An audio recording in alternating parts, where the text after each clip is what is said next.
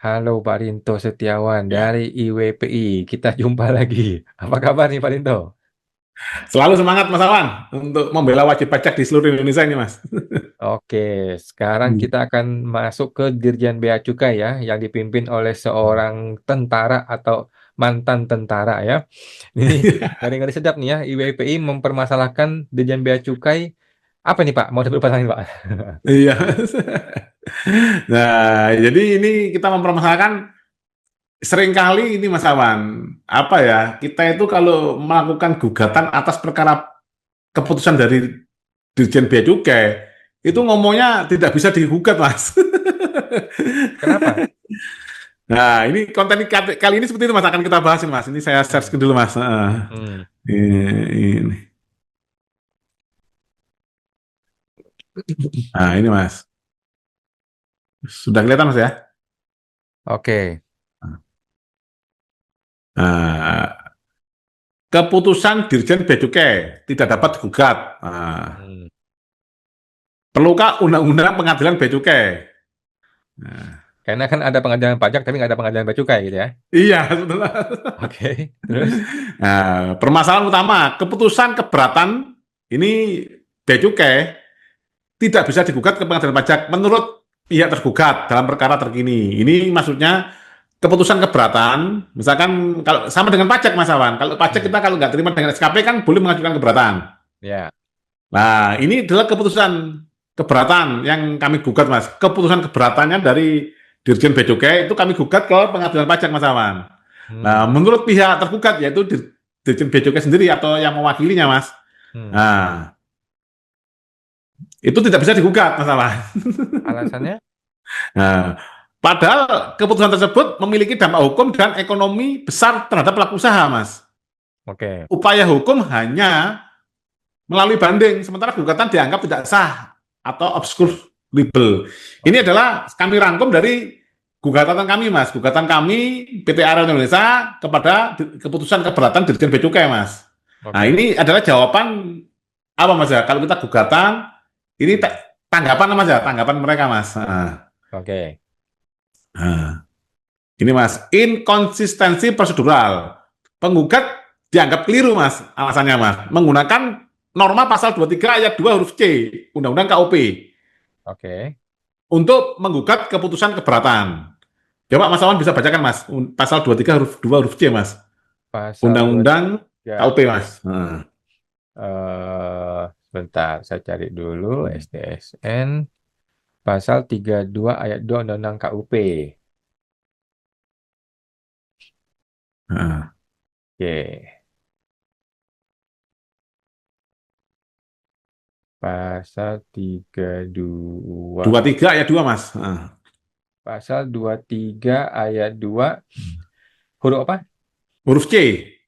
Nah, C. gugatan WP atau penanggung pajak terhadap keputusan yang berkaitan dengan pelaksanaan keputusan perpajakan selain Iya. yang diatur. Nah, Jadi gimana? itu kan bukan bea cukai, Mas, keputusan pajak gitu loh, Mas.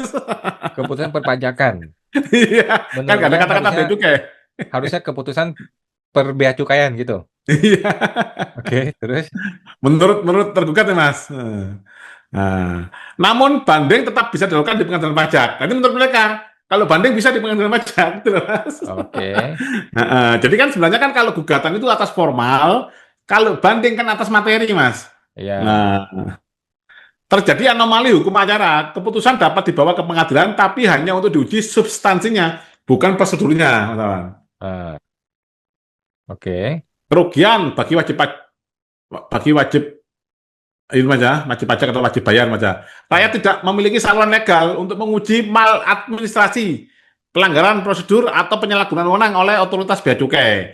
Hmm. Asas keadilan prosedural terabaikan. Hmm. Kekosongan kelembagaan, tidak adanya pengadilan bea dan cukai membuat keadilan prosedural tidak bisa ditempuh, Mas.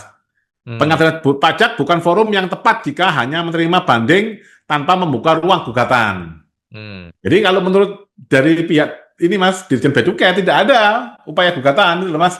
Itu loh, Mas. Yang ada hanya banding itu loh, Mas. Karena memang dibanding ada di dalam Undang-Undang Kepabeanan, Mas Awan. Cuman kalau gugatan karena nggak ada di Undang-Undang Kepabeanan tidak bisa digugat itu, Mas. Oke. Nah, asas hukum dan hak asasi yang dilanggar. Banding tidak sama dengan gugatan. Banding uji ulang substansi keputusan. Gugatan uji sah atau tidaknya proses dan pelaksanaan wewenang administratif. Jika gugatan tidak tersedia, tidak ada perlindungan terhadap prosedur yang cacat. Rujukan HAM, pasal 17 Undang-Undang nomor 39 tahun 1999, Mas. Setiap orang tanpa diskriminasi berhak untuk memperoleh keadilan dengan mengajukan permohonan, pengaduan, gugatan, baik dalam perkara pidana, perdata, atau maupun administrasi, serta diadili melalui proses peradilan yang bebas dan tidak memihak, sesuai dengan hukum acara yang menjamin pemeriksaannya objektif oleh hakim yang jujur dan adil untuk memperoleh keputusan yang adil dan benar. Artinya penutupan akses gugatan administratif melanggar hak konstitusional warga untuk memperoleh keadilan.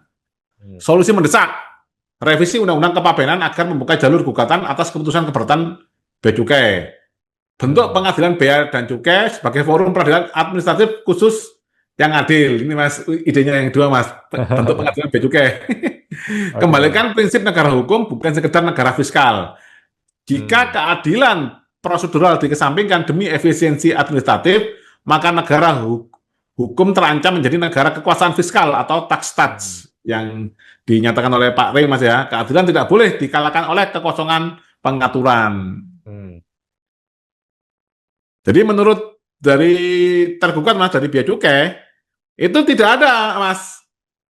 Ini Mas, upaya hukum gugatan ini Mas di dalam Undang-Undang bea cukai. Karena tidak ada, tidak boleh kamu mengajukan gugatan Mas. Padahal ada sebenarnya Mas, ada buku pernah ini kita lihat, ini saya lupa bukunya Mas ya, itu mengatakan bahwa kalau yang tidak diatur dalam Undang-Undang bea cukai harus pakai Undang-Undang KUP gitu loh Mas.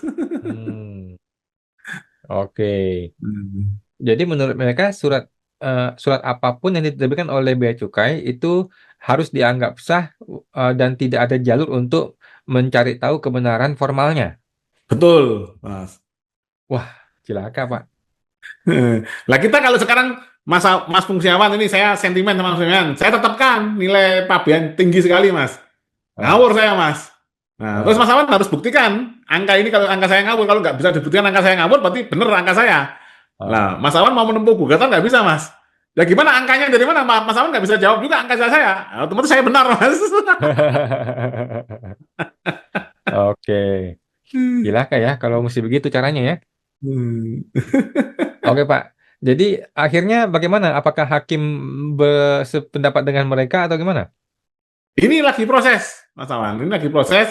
Ini gugatan atas keputusan keberatan, Mas. Gugatan atas keputusan keberatan. Oke. Jadi simpel aja, Mas. Di keberatan kita itu semua dalil-dalil kita, Mas, itu seharusnya dituangkan, Mas, di dalam putusan keberatan.